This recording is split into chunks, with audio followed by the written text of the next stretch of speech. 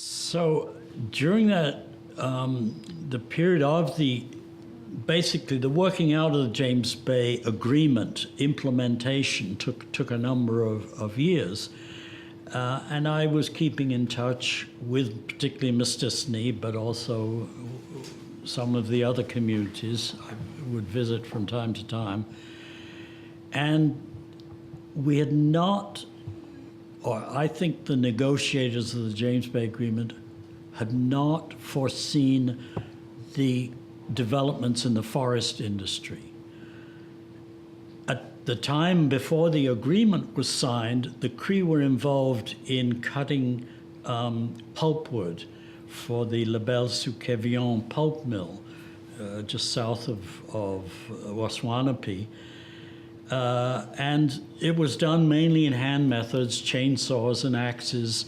People would pile up the wood at the side of the road and trucks would come and take it. So it was a fairly, but what none of us had foreseen was the incredible, well, first of all, we assumed that anything north of where they were cutting then, which was in the Waswanipi area, the trees were way too small, that it wasn't commercially viable.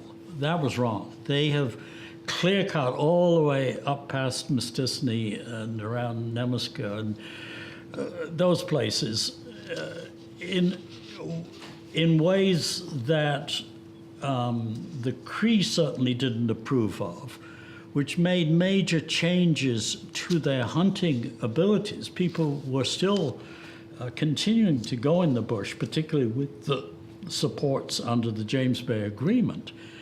And yet we're finding that the forestry operations were really making life difficult in terms of what I had documented in my work on the hunting territories, how people managed land and managed the distribution of land-based resources to different families so that everybody had sufficient and had enough fur and had enough meat from the moose and other animals. That was being put into doubt, that management system that they used by this clear-cut forestry. Now, the hunting territory owners tried negotiating with the government, with the individual forestry companies, with the individual operators who are often independent, running these. The whole industry became mechanized, and they were using these timberjacks, these machines to cut down trees rather than chainsaws. Anyway, I was unaware of what was going on with the lawyers, but apparently during the 1990s, there was a lot of court cases, very bad relations between Quebec and the Cree. The Quebec government was withholding benefits that the Cree thought were due to them, partly because of these bad relations and that. So anyway, finally the hunting territory owners whose land was being impacted by forestry got together with the lawyers, and I was brought in on the early days of what became known as the Mario Lord court case. Mario Lord is the name of the court case was in the name of X number of hunting territories owners, and Mario Lord happened to be the first one on the list. So I was asked, along with Harvey Feit, to give a affidavit. You know, I'd testified in courts before, but in this case, rather than testifying in person, you sent in an affidavit, and it was shown in discovery so that all sides would see what I had said.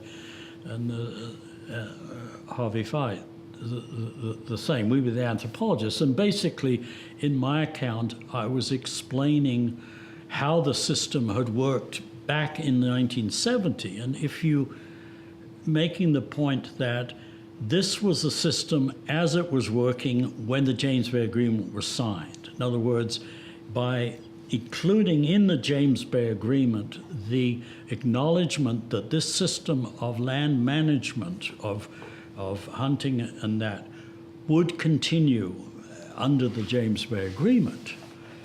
So, I explained how this was becoming impossible in areas with forestry. Apparently, the judge issued an interim finding before he'd finished his deliberation and ordered the Quebec government to suspend its forestry laws, to revamp them in terms of the objections of the Cree, and so forth. Now, I should say, by the way, I wrote this, my affidavit while I was in Fiji, in a little village up in the hills, and sent it by email. It was, but anyway, that was because they needed it, and that was where I was, and that's where. But it was an interesting exercise, writing about Cree hunting territories from the tropics, but. What I was told happened, again, I was out of the country when it happened, is that the Quebec government, instead of changing the laws and that, it simply fired the judge off the case, claimed the judge was biased already, had demonstrated bias, and they simply replaced the judge. Now, I didn't know that was possible in a democracy to interfere with the, I thought there was a sacred separation of the law from politics, but anyway, it happened, and so another judge was appointed, and my understanding was the Quebec government got wind that he was thinking in the same lines as the other one, and this is why I say that the Pays des Braves was in part due to hunting territories and the description that I and Harvey and others had made of them. I think at the time of the James Bay Agreement, probably the Quebec negotiators had assumed that this was just some dying aspect of hunting and trapping. They'd made the case in court that hunting and trapping was dying and was archaic, and had to, and so they. It turned out they. Anyway, the one reason to support my statement that the Pays des Braves was very much triggered by the court case was that while various general promises were made on both sides, it was not a one-sided deal. The Cree gave up a lot by agreeing to new hydroelectric developments on the Rupert and East Main rivers, but and various other concessions. But also they were paid. There was a lot of money changed hands. But the main specific item, if you read that agreement, is on forestry, where an outline of a new forestry regime was written into the Pays des Braves, whereas in other cases, the other agreements were put on, agreements to do with hydroelectric, and that the details were inside agreements that were signed separately. So that it was very important to the Cree to settle that case on the basis of their objections to clear-cut forestry, which was the general practice.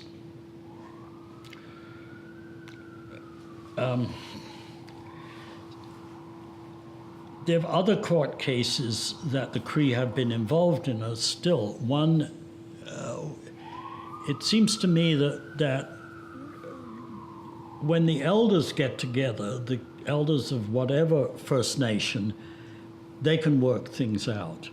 But once the politics and the lawyers get involved and that, then it puts Indigenous people at each other's throats, which is a great regret to me. I never like working in cases where there isn't anonymity, there isn't consensus among the different Aboriginal groups. One case like that was, again, fostered by the federal government. What you know about the Mistissini lands, particularly on the eastern side of their traditional lands, crosses over the height of land. The so-called height of land, that's the term in English, is where the rivers divide, and rivers either flow towards James Bay and Hudson's Bay on one side, or they flow south towards Lac Saint-Jean and the St. Lawrence River. In the James Bay Agreement, the territories of each of the First Nations who signed were set according to this height of land, and so the boundary recognized in the James Bay Agreement. However, it was acknowledged in the agreement itself that they also have traditional lands on the eastern side of the thing, and sort of put it off, that'll be settled at some later negotiations. However, no such negotiations ever occurred, and next thing we heard was a claim had been made to that land by the Innu of the Lac Saint-Jean area, putting one Aboriginal group against another.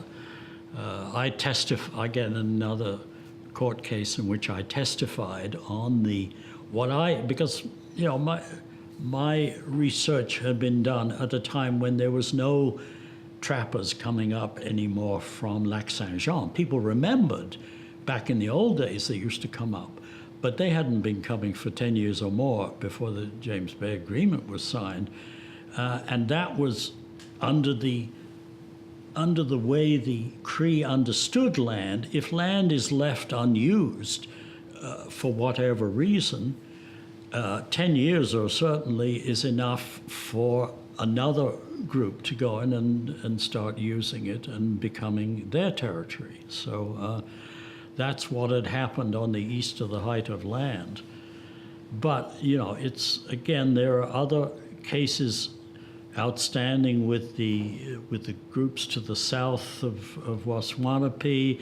There's a group that wants to become part of the James Bay Cree, who are in the Abitibi region.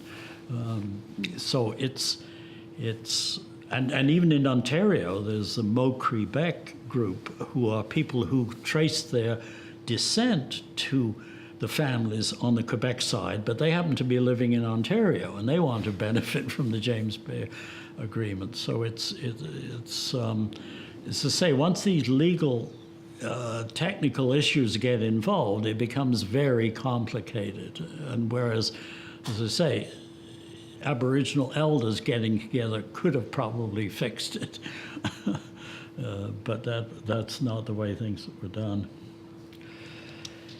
Yeah, so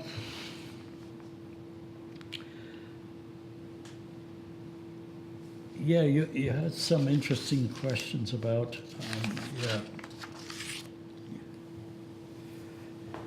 yeah, one of the issues I write about, while, as I've said before, I support the efforts of Indigenous people to get recognition by the Canadian state under their own terms.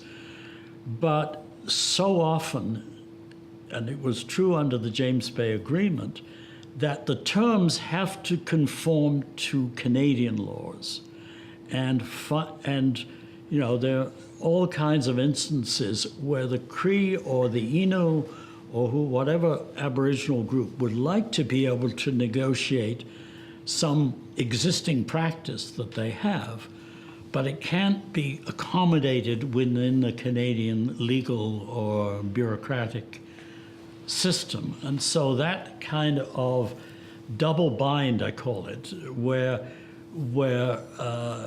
your options of either opting into the Canadian middle class, capitalist work system is, in other words, integrating. Integration is one solution, or maintaining your distinct identity and negotiating the best deal you can for yourself. But in often cases, the best deal you can do is one that fits in with the existing bureaucracy and existing legal system of the Canadian state, and that often is to the detriment of Native peoples. But so those are one of, that's something I've written about. The stuff on ontology, which has become very fashionable in anthropology at the moment, I have a somewhat different understanding of what ontology is, but I accept the fact that people's understanding of what constitute empirical reality. We are dependent on what we know about empirical reality through our eyes, our touch, the various senses we have. Are the best we can. We have an approximation that this room is here and this, all of this. But different cultures make different fundamental assumptions about what reality is like. For example, the existence of spirits, that everything in the world has a visible material constitution, but also has some kind of spiritual thing. Or that animals are people like humans and plan, have thoughts, have ideas, have a free will to do what they want. That is part of the ontology, if you like, of Cree understanding of the world, which is quite a contrast to the average Canadian way, although the average Canadian believes in things like that the stars tell you when, depending on what month you were born, what your future. We are not without these kinds of things that don't fit in well with our dominant belief system, but we tolerate them nevertheless. And maybe that's the situation that's emerging among Indigenous people, that they are adapting themselves to the reality of a scientifically based notion of the world, but these other things are not therefore denied and so I find it continually interesting to see, but then a lot of what goes under the guise of ontology in the literature seems to me more like epistemology. You can't think about ontology. Ontology is like the rules of grammar in a language. It is possible to bring them into consciousness, but they are not in consciousness when you're using language. And same with ontology.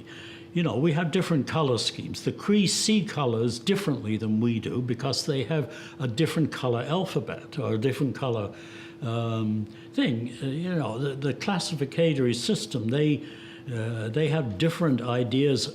Their whole language very much structures a lot of the thinking of the Crees in ways that are quite different.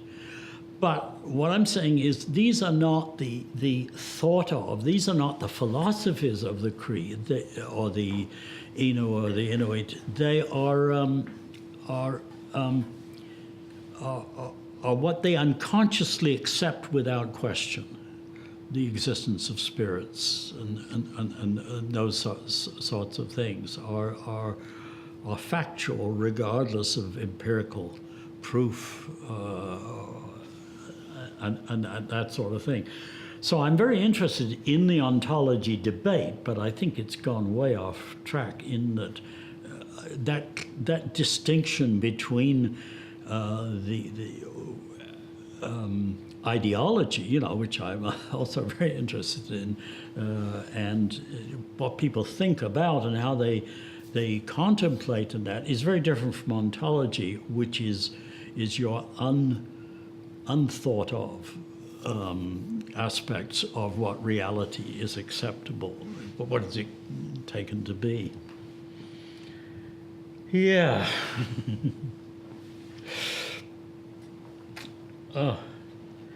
Yes, so again, in the 90s, the same time I'm getting interested in the forestry stuff, I in fact got involved with a team project run out of Calgary or out of Edmonton, a national level forestry project that involved both the hard sciences as well as social sciences. So, you know, that because the groups I'm interested in inhabit the forest, you know, basically I'm interested in northern peoples north of settled areas with agriculture. So, you know, you can see as you go north in Quebec, as you go north in Ontario, and that the environment changes, and you're basically in the boreal forest. There's not much agriculture. The hunting and trapping is still viable, and that it's those peoples that interest me, and the one industry that's apart from mining, which is increasingly and hydroelectricity, is forestry, and so you know, I for a while. Again, as a rank outsider, I certainly can't call myself a forester, but I learnt how forestry is conducted and what its positive and negative effects on people as well as the environment are there. So that project, but again, it was in that same period in the 90s that I became aware of or became concerned. I had been aware for years, ever since I've been in the Yukon, that social suffering of people showing the forms of self-destructiveness. It just you know, abusing alcohol and that, but also sexual abuse, all kinds of things that are unwelcome as much to the Cree or any of the people they are, but they get caught up in these things. So, and looking for the healing, how do they get past this? I've seen the effects of taking people south, drying them out, putting them in groups, discussion groups, to the kind of strategies that we use in the South to deal with people with alcohol abuse problems, and then sending them back north to the same conditions where they first picked up these bad habits. So it didn't seem to me to make any sense. Whereas I started to see in places, again, like Mistissini, what I call the healing movement. People, and the characteristic, the way the healing movement differs from the way Western medicine, particularly psychiatric medicine, deals with these issues, is, first of all, it doesn't focus on the person who is having problem behavior. It focuses on the community. That is inclusive. So a person isn't thrown out as a unworthy person to be in society. Everybody is included. And these healing events involve often a return to the land. A lot of them involve snowshoe journeys, canoe trips, I guess it serves a double function in that it's getting the young people, particularly those that up to that point have spent their whole lives in school, getting them with their family members out on the land. the land seems to have that great healing capacity for the Cree. And so I've been, stuff I've written on the healing movement,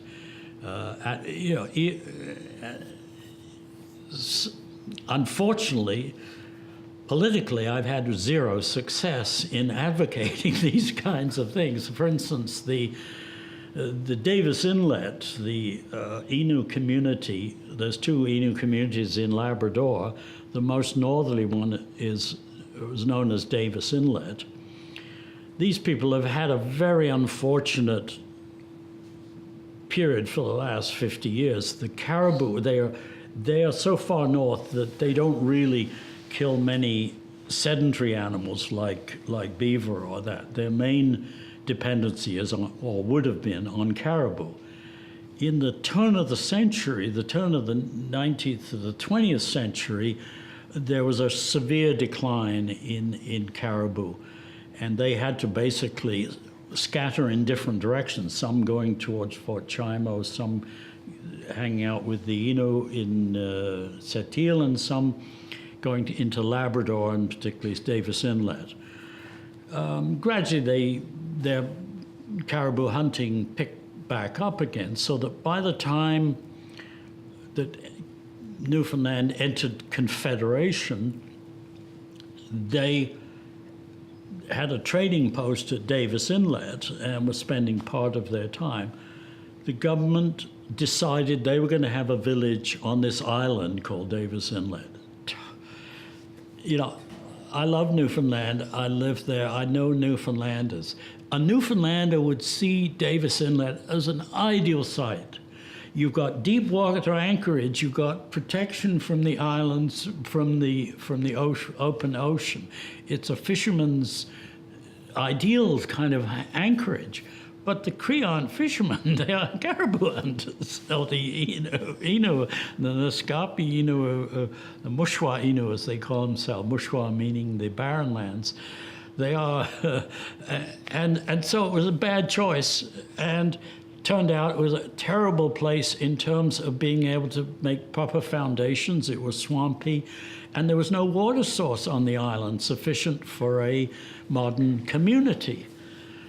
And that was so that the press got a hold of this scandal of these kids sniffing gas. This was the big story of Davis Inlet, and again they were treatment by taking them outside, letting them hang around, and then sending them back, only to go back into the same situation. So. I was called on the environmental assessment of this proposed move. The Cree, the Innu, the Naskapi themselves came up with this idea, and it was some people were getting sober then. It was becoming a revitalization movement to heal themselves. Unfortunately, delays, and then when it came time to actually build they couldn't find the money for a healing center or for anything to do with, the needs of people at the time. And so the problems compounded, and the same problems that were in Davis Inlet are now in Natawashish, which is the name of the new community. But with Paul Wilkinson, I worked on that EIS, and as I say, I made all the arguments for the healing that was needed in that community, but it fell on deaf ears. There wasn't the money. So it's I'm not quite sure.